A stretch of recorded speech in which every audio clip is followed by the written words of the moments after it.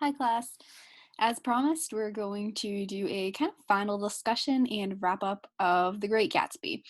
Yesterday, we reviewed just chapter 9 of The Great Gatsby, some ideas of it, the plot points, and kind of talked about how that book ended on a tragic note. If you haven't watched yesterday's lecture, please feel free to do that and then complete the activities involved with it so you can get credit for it. Today, we're going to discuss Gatsby as a whole. Like I mentioned yesterday, we'll talk about some symbols, themes, characters that we need to know, and hopefully the book can make a bit more sense to you why it was written and why it is considered such a literary classic and why we read it in schools. So yesterday's assignment, just touching base on that, we'll do a quick wrap up, make sure everyone was on the same page. It was asking in regards to a couple questions why Fitzgerald might have chosen the title The Great Gatsby for the title of The Great Gatsby. It presented quite a few other options for a title, and I wanted you to kind of tell me in your opinion why those titles might also have been fitting title choices. But those are opinions, so I'll leave those to you to give to me and I'll read them. But for today, what made the title The Great Gatsby what it was? Why did Fitzgerald choose that title? So the question, what makes Gatsby great? Was it maybe his status, wealth, and power? Is that why Fitzgerald chose to put this title? Gatsby was literally great because of how much money he had and how much power and influence he had over people. That could be a factor of it. That could be an answer that you presented. Or maybe it was his hope for the future. Gatsby, we talked about this at the end of yesterday's video. He was very hopeful and almost kind of lost in the past in his hope for the future. So, was he great because he had these great ideas about the things that could come of him and he understood his potential? Or was he ethically good? I think there's a lot of evidence here that Nick, the narrator, and since it's told from his perspective, it's sort of biased in his perspective. He's pro Gatsby and therefore thinks Gatsby is good. In the very, very first chapter, you might remember we talked about this, how he said Gatsby turned out all right in the end, but it was what preyed on Gatsby that was wrong. So Gatsby himself, Nick really liked him. I mean, they were friends, right? He did things for Gatsby. He did favors for him and they hung out together. He liked Gatsby. He thought that he was a good guy, very ethically good. And maybe that is what makes Gatsby so great. He kind of, existed outside of the corrupt moralities of those in the upper class that Nick was exposed to. He was good, pursuing something good and lovely like love. Or finally, is he great because of his message or story that will go down in fame and infamy that people have talked about forever and will continue talking about? Is he great because of the legacy that he left behind? And that's maybe answers that you could have given yesterday when we're thinking about the title of Gatsby, The Great Gatsby, and why it was named that. Let's start talking about The Great Gatsby as a whole, ideas that Fitzgerald wants us to take from this, why it was written. We know that the time period, we did a lot of work on this at the beginning of the unit. It was written in the roaring 20s, so the 1920s. We talked about how this was right around that Prohibition era when alcohol wasn't allowed, but women were gaining more rights, and we see they're dressing differently and they're asserting themselves more into society. It's this time of real economic prosperity right before the Great Depression where everything kind of went downhill. So this was a good, happy time period for America. And yet, that's how most people view it. But how Fitzgerald views it is quite different.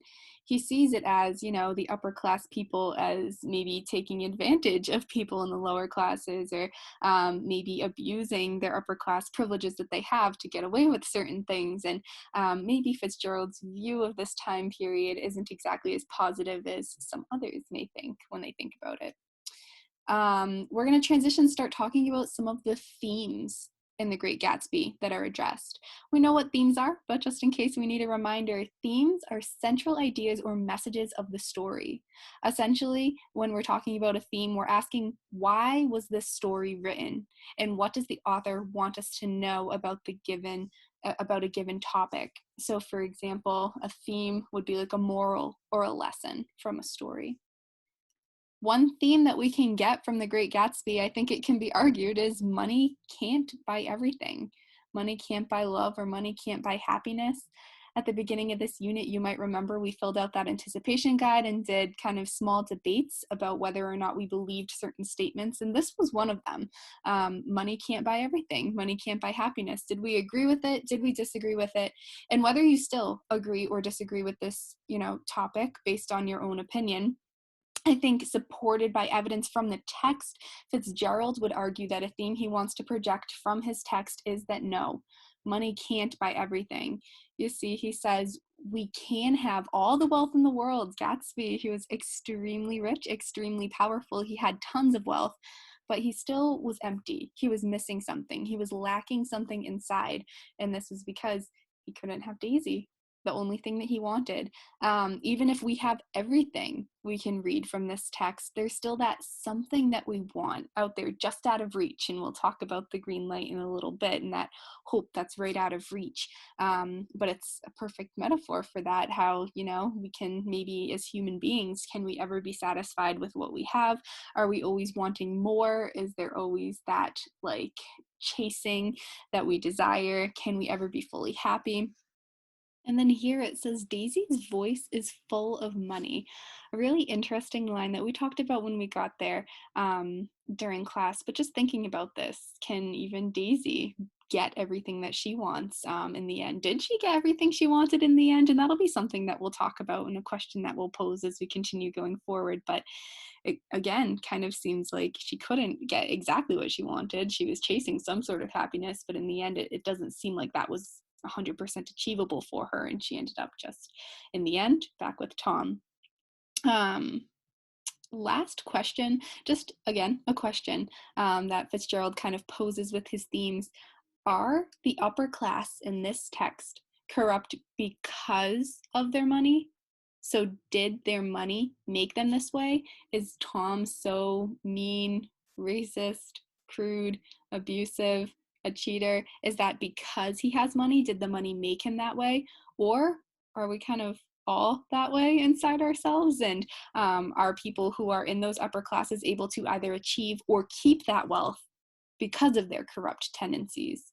So does being corrupt get you the money or keep you the money in the end? So it's like a chicken and egg situation. What came first? Did the money come first and then the corruption followed, or does the corruption come first? And if you are corrupt, you're able to keep that money. So just questions about wealth that are interesting to think about when we think about Gatsby. And that's for you, the reader, to decide, which is why we read literature and love literature, because we can think about these questions in a deeper way and with more practical uses. A second theme, the American Dream. We talked a lot about the American Dream. We might remember we read a poem, Let America Be America Again by Langston Hughes, where we talked about the American Dream and who it was truly for and if it ever existed in the first place. And again, I think Fitzgerald might argue that no, it is not super achievable and it's not what we might think it is. We define the American dream as kind of rising up through the social classes, going from poor to rich through hard work, dedication. A lot of us believed, yeah, we can do this, but I think Fitzgerald might argue that no, it might not be as achievable or as easy as we think it is. Because if you look, does Gatsby ever, in the end, truly fit in with that old money crowd? Does he ever truly gain Tom's approval? Does he ever truly kind of fit in with that society? No. He does a lot of things that society doesn't do. He throws these huge, very lavish, very showy parties that kind of horrify someone like Daisy and others. Other, East Eggers who love their small, quiet, refined, very exclusive parties. And I was just asking, does he know that he perhaps never quite fits in with that old money society? Is he aware of that? He might be, he might not be. That's, again, another question for the reader to decide. What this text, I think, kind of argues is where you're born into, and you just can't escape it. So Gatsby, he, tried to escape this past, tried to come up with a false name for himself and a false identity for himself. Did he ever truly escape that? No, unfortunately, it seems he didn't, and he ended up dead for trying. Does the dream inevitably always turn from hard work and making something of oneself and rising up to a power grab and a lust for wealth? So what I mean by that is the American dream always noble at the beginning? Does it always start with, okay, I'm going to work hard, I'm going to make something of myself, I'm going to rise up through the social classes? And does it just inevitably turn into, I want more power, I want more wealth, I want more money? Is that always where it goes? Or again, can some people be satisfied with that bare minimum, or with that, okay, I got to here, now I'm not always trying to get more, to get more, to get more? Is that human nature? Is that the American way, because of, the society that we live in? Again, questions that Fitzgerald is making us, the readers, grapple with. And are there still connections to today? Is the American dream achievable today? We have a lot of immigrants who come in and who, make lives for themselves, and who can find opportunities in America that might not be available to them in other countries. So do we see now, maybe in today's society, are we more welcoming? Or do we think that maybe we're perhaps less welcoming and less acceptant of people who are pursuing the American dream? I think, again, arguments can be made of both, and it's up to us, the reader, to decide how we want to interpret this based on evidence from the text, and evidence from, I guess, today's society. And evidence from the text seems to imply that no, the American dream might not be so achievable, and that it might be quite difficult to rise up from the bottom and get to the top.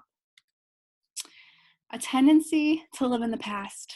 Living in the past can lead to tragedy and hold you back is another important theme of The Great Gatsby. We see it, and it is so abundantly clear in Jay Gatsby, right?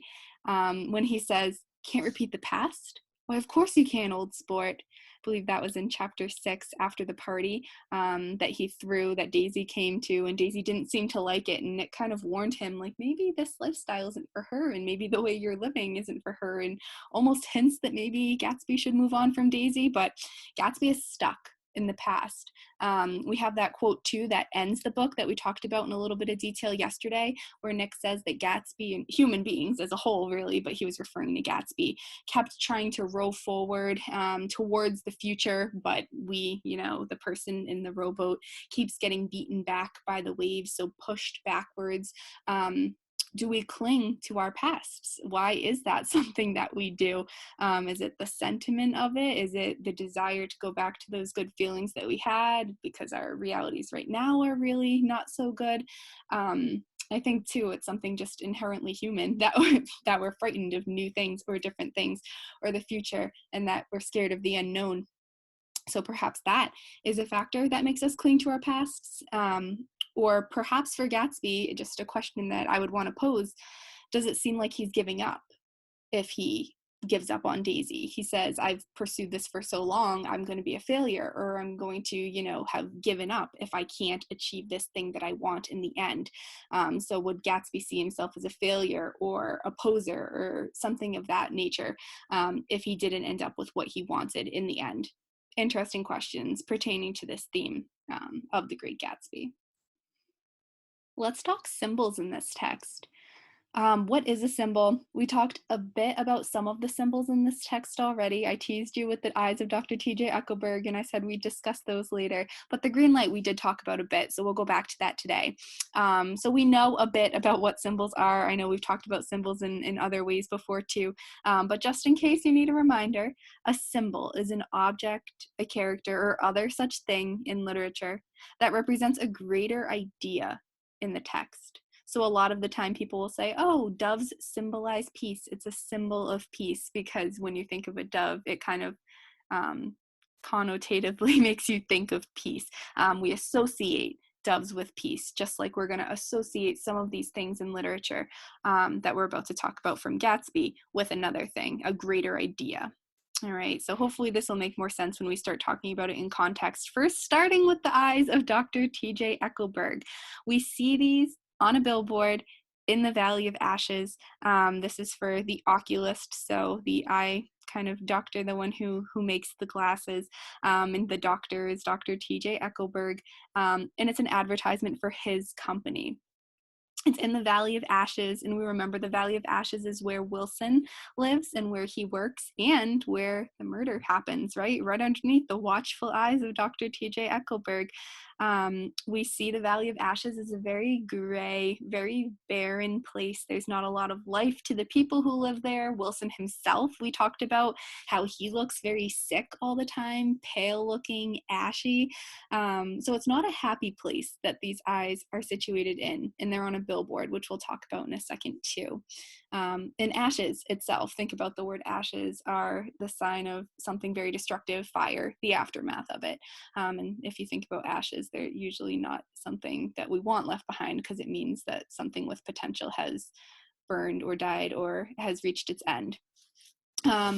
Notice, okay, so in the 1920s, so when we're talking about what the eyes of Dr. T.J. Eckelberg might symbolize in the text, think about the time period. It took place in the 1920s. The 1920s was a time when religion meant a lot more to people than it does now, but the book almost never has characters mention God or church. It's sort of interesting there. It would be sort of a big part of American society at this time in the 1920s, but it seems like the book deals with mostly those in the upper class. And the only person who mentions God at all is Wilson, who's a member of the lower class, which is interesting. So, what does this mean if Dr. T.J. Eckelberg's eyes are the eyes of God? Well, eyes are something watchful. They're something that notice things, kind of like the all-powerful, all-present eyes of God, right? So if they symbolize the eyes of God, and God is sort of the all-powerful creator, he has this moral code that people who believe in him live by. And if it's missing from those in the upper class, is it implying that they don't have a moral compass or a moral code? Those in the upper class perhaps don't have this. And the eyes kind of being on a billboard, which is something that represents capitalism in it, that it's advertising, it's selling a product to you, it's selling something. We're putting the eyes of God on something that's selling something. So it's capitalist. Capitalism is in like that society that we're, in right now, where we want to make money, and it focuses more on the business aspect of life.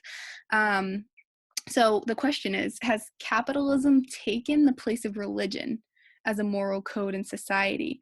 These eyes of Dr. T.J. Eckelberg, located on a billboard, which kind of in itself represents capitalism, has God to us, has in this society, in this 1920s society, has God turned into money?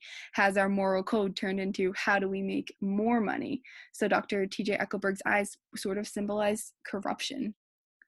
Let's think about who Fitzgerald called the owl-eyed man next, and what he might symbolize in this text, and why he might have been important in this text. We have him, and we know he's wearing glasses very frequently. Pretty much every time he's described, he's wearing glasses. And glasses in literature usually, or in life kind of, we think about glasses and we think wisdom. People who wear glasses are wise because they're older maybe, and so they have more experience, or they're smart or very learned. We think about nerds stereotypically, quote unquote, often as wearing glasses. And then we think about owls as being wise creatures as well. So to call him owl-eyed, we're thinking of a wise old owl. And that's important because Fitzgerald wants the owl-eyed man to symbolize intelligence, shrewdness, wisdom. Only the owl-eyed man, remember where he was first found? In the library, looking through Gatsby's books. He was the only one of the guests at that party to suspect Gatsby's fakeness, or maybe the others did suspect Gatsby's fakeness, but really not care enough to check in and see if Gatsby was a fraud about, being so learned, like such a learned man who supposedly went to Oxford and didn't. Or that, he had all this wealth and power that just dropped out of nowhere, and didn't, care enough to inquire about it. They all just believed the rumors. So the owl-eyed man was the only one to check if Gatsby was a fraud or not. He was suspicious. He looked at those books in the library and he saw, again, remember, the pages weren't cut, which meant that, yes, he even went to the extremes, he said, to get actual books, to make it look like he was very smart and very, involved and intelligent. but he didn't cut the pages of the books, so he's never read any of those books. So again, putting up this front that he is something that he's really not. But the owl-eyed man doesn't seem affected by it. He almost, admires Gatsby's fakeness and just kind of acknowledges, okay, this is a part of Gatsby. If he wants that to be how it is, then that's fine. And it's almost kind of telling that the owl-eyed man is the only one to go to Gatsby's funeral.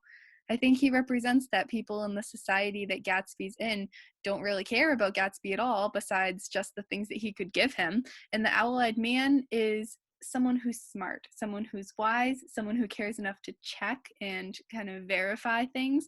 And he cares. He exists outside of the society that these other characters are in. So kind of interesting here. Owl-eyed man symbolizing wisdom and intelligence and the desire to explore and understand things that are beyond what's just seen with the naked eye. And the green light.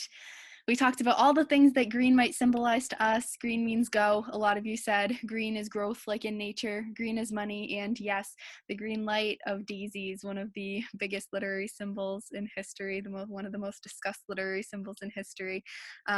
It means this idea of wanting to go, wanting to grow, wanting to get this wealth. It's a hope for the future, for, wealth, power, love in this case. And Gatsby looks at it across the bay. It's at the end of Daisy's dock, and he looks at this green light across the water, very hazy, so it's very far away, and he reaches his hands to it. They're shaking, but he can't touch it. He can't get it. And this green light symbolizes that hope that Gatsby has for the future, this wish, this desire that he could have Daisy and that he can have the wealth that the people in East Egg do, and that he just, can't get it. Doesn't mean that these hopes and dreams for the future are unattainable for Gatsby. And again, we discussed this. I think that, Fitzgerald is trying to say they are. And the green light just is another reminder of that. I wanted to do a quick character analysis or of a few of the characters. Just 3 of them. There's a lot that we could dive deeper, but an assignment that I'm going to have you do tomorrow and work on kind of into the next couple days is going to focus more on talking about characters, so I don't want to beat them to death, but I do want to talk about some of the characters, and I put some quotes on here and just talk about them. So Nick, we see in the corner here in his nice hat, looking away from the eyes of Dr. T.J. Eckelberg. We see Nick here, and let's read some of the things that Nick has said, some quotes from him in the book. Whenever you feel like criticizing anyone, just remember that all the people in this world haven't had the advantages that you've had. So whenever you feel like criticizing someone, just remember other people maybe haven't had the things that you have, or haven't had the opportunity to have the things that you have, so you have no right to criticize them.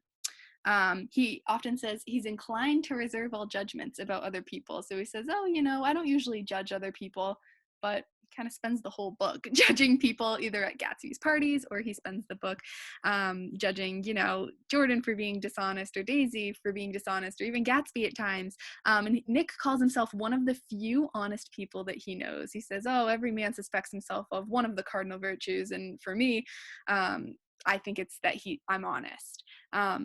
My question for us is, so has Nick changed from the beginning of the book, or is Nick simply lying to himself? Because he says a lot of this stuff at the beginning and then gets himself entangled in all of this drama and situations. Is he truly very honest? Jordan seemed to think no in chapter 9, that he essentially led her on and then dropped her very quickly and like nothing. But is Jordan at fault for some of this? She didn't seem to care at all when, Daisy killed someone, or when they believed it was Gatsby who killed someone, Myrtle. And she didn't seem much, stirred at all by the events of that night, whereas Nick was very disturbed by it. So was Nick lying to himself about being honest? Dishonest Jordan recognizes that he is a liar. Dishonesty kind of recognizes dishonesty there. Is Nick heading back west because he sees himself slipping into this dishonest and judgmental lifestyle? So is he like, oh, wow, I changed since the beginning of this text. I've started to see things a different way. I've started to get attracted to this dishonest lifestyle. I've started to let myself get involved in it. So I need to go west and escape it. Or has Nick always been like this? Has he always maybe been dishonest and quick to jump to a conclusion about himself? And he's realizing it now, and he says, oh wow, I need to abandon this before it's too late. So interesting questions about Nick that we can ask ourselves. And also Gatsby, obviously we have to talk about him in his lovely car. Formerly James Gatz, now Jay Gatsby. We have a lot of good words that we can use to describe Gatsby. He's kind, he's generous, he's determined, hardworking, he's a people pleaser. We see that constantly throughout the book, especially when that girl at the party talked about how she ripped her dress and Gatsby bought her a new one, right? Without even her asking. He seems too good to be true. And that's interesting to talk about because we're asking a question: did Gatsby ever really exist in the first place? Because he's not a real person. James Gatz is the real person. Jay Gatsby is this persona that he just adopted for himself when he decided, yeah, I'm going to change my identity and who I am, all for Daisy. So did Gatsby really ever exist in the first place? It seems like the young, poor boy who lived on the farm, Jay Gatsby was his dream. And so, is he kind of childish? Does he seem like the kind of person that a young boy would want to be? Or is he kind of stuck in that kind of young boy's image or vision? He has some childish traits too. He's very kind, very generous, very, determined and hardworking, but he's also reckless with the way that he pursues Daisy, and he's restless. He refuses to give up on this search, even though things might seem a little not so good. He's very innocent in the way that he thinks about his love for Daisy and how he thinks that she's head over heels for him, just like he is for her. And is he too, starstruck by her? Is it puppy love? Is it like a really strong crush that just never goes away? Is he too overtaken by love in almost not an adult sense? So Gatsby, he's a really deep character that is just food for thought. Interesting to ask these questions and think about. But again, this is for the reader to think about, the reader to discuss with themselves and to dive deeper into. Finally, Daisy, delicate like a daisy flower, right? And we think about maybe Gerber daisies and associate them with babies. And a quote from Daisy: I hope she'll be a fool, referring to her own daughter. She said she wept when her daughter was born because she was happy that it was a girl. And then she said, I hope she'll be a fool. That's the best thing a girl can be in this world, a beautiful little fool. That's what she hopes for her daughter. And we talked about how weird that was, why someone would want their daughter to be foolish. And we talked about reasons why this could be, how she, if she was foolish, she could be naive to the injustices that happen upon her being, a girl in this society or in certain situations that she could be in. And so at first, Daisy seems really pure, innocent, white, perfect at the beginning. We talked about the white color symbolism, but by the end, it seems like Daisy is just as dishonest, corrupt, unreliable as the rest of them. She leaves Gatsby again, with no remorse at all, with not a word. She just leaves him because she realized that, oh, maybe he doesn't have the money that I thought he had, or and then never owns up to the fact that she was the one that killed Myrtle, right? So definitely corruption exposed. A question again: was she always like this? Was she born like this? Did the money make her like this? Does Gatsby's love for her influence his view of her? So did he always think that she was this perfect, like wonderful creation because he loved her so much that it got in the way of his true perception of her? Maybe. Did she turn out this way from money or Tom? Is she a victim of circumstances? Did she do what she needed to stay alive? So thinking about this too, do we feel bad for Daisy? Do we think that she's a victim of these circumstances? I mean, she's been living with Tom all this time. Has that changed her? Should we feel bad for her? I mean, she doesn't make the best choices ever, right? She doesn't seem very loving and caring towards her daughter, who we meet once during this entire time. Should we feel bad for her? Does Fitzgerald want us to feel bad for her? And these are questions for you all to answer. We talk towards the end of today's lesson. And finally, just as a wrap up, hopefully as explained as best I could. It's very difficult without interacting with you all and asking you the questions and hearing your thoughts and perspectives. But hopefully you all sort of understand The Great Gatsby and understand why this is such the masterpiece that it was. We have F. Scott Fitzgerald, the author of it, over here, and we have the original title and cover art that we've seen on these books in our own hands when we were in Bay-Path, and hopefully this story makes a bit more sense to you than it did prior to yesterday. So Any questions, comments, concerns, let me know. And let me walk you through what assignment you're going to be doing today that you'll find, again, in the description of this video. You'll take the Google form and you'll answer a couple questions to get credit for today. So opening up the Google form should take you here today to your Wednesday, April 15th assignment, asking what is your name, just so you can get credit for today. You've done this a couple times, so you should know. Just curious, did you like The Great Gatsby as a whole? My students tend to like Gatsby, and I know for a fact one of my classes, one of you guys is going to say, yes, you liked it a lot. And some of you are maybe didn't like it as much, but why or why not? Why did you like it? Why didn't you like it? I know there was a lot of drama, sometimes too much drama for others. So why did you like it? Why didn't you like it? Do you have any questions about the book? This one's optional.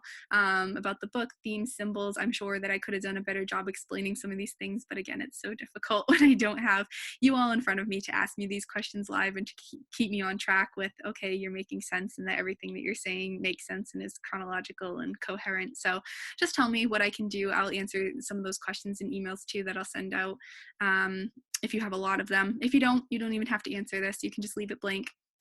Do you feel bad for Daisy? So I posed this question while we were talking about Daisy and her character analysis, and I'm curious to hear thoughts. I think I've heard some thoughts as we've continued to read this text. At first, it seemed like we felt bad for her. Then ideas sort of started to change as she showed her true colors at the end. But do we feel bad for her? Why or why not? In the end, do you think Gatsby got what he deserved, quote unquote? So by dying, by being killed by Wilson, did Gatsby get what he deserved because he was a cheater, right? Or he allowed Daisy to cheat on her husband with him because he got involved with people like Wolfsheim and he should have known better, or because he was constantly living in the past? Did he get what he deserved? Or was he just a man with big dreams who got hit with some really bad luck? So if you could answer that in at least 1-2 complete sentences, just curious of your thoughts. And then, could this story still happen today, in your opinion? In today's society, would this story still make sense? Would things be completely different? Why or why not? So would the story have happened the way it did in today's world 100 years later or not? Answer in 2-3 sentences. I acknowledge that I will receive notes from today's lecture via email, and that if I have any questions about anything, I can email Ms. Duquette about it. If you agree with that, yes, I'll get those notes, and then you'll get them via email in the morning. All right, so let me know if you have any questions, comments, concerns. Thanks for your participation so far. I look forward to kind of doing more with Gatsby and finishing it up officially. And like I said, hopefully we can see the movie version at some point in our lives because it is quite good and it'll be fun to kind of explain or talk about the differences between the book and the movie. But we'll talk later. Thank you for another nice lesson. I'll see you guys tomorrow. Bye.